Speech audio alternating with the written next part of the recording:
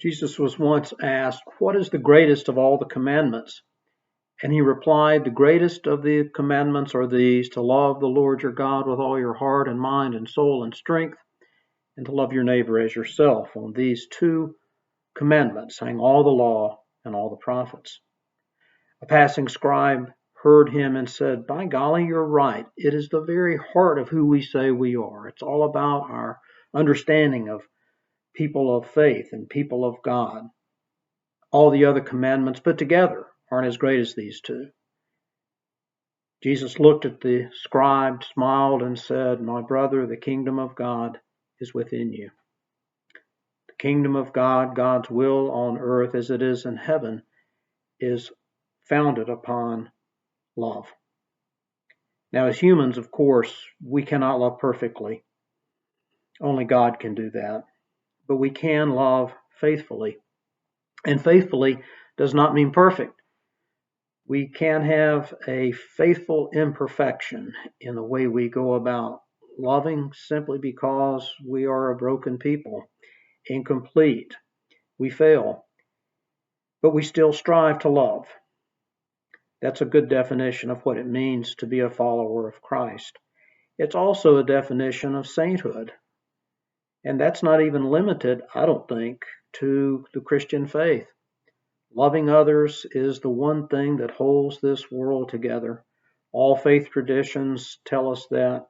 It's part of the sacred secrets we hear whispered in our ear throughout our lives by all those who have loved us. And just stop for a few seconds and think about that. Think about all those who have loved you into being the man or woman, boy or girl that you are. Ponder all those family members, teachers, friends, mentors along the way who have loved and prayed for you and helped to inspire you to be the person you are. Reach into that deep well of memory and draw their faces or their names forth. And as you ponder them, they will appear, and they will once again surround you, your own personal cloud of witnesses, your own personal company of the saints. And they will once again whisper to you that it is love that holds this sad world together. And it is love that we are called to do, imperfectly, yes, but faithfully. And as we move forward, it is not the perfection of the love we offer, but the willingness to love, the willingness to be able to recognize any failures along the way, make amends, and try to live better lives through our better selves the next time, the next day, the next encounter.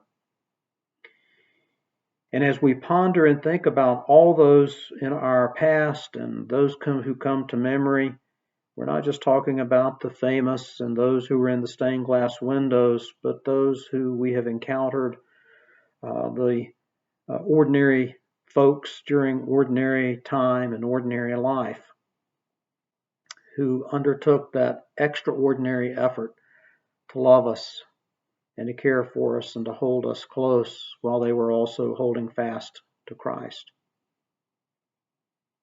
And as we think about all those who have loved us and all those that we have loved, please don't forget the person you see in the mirror.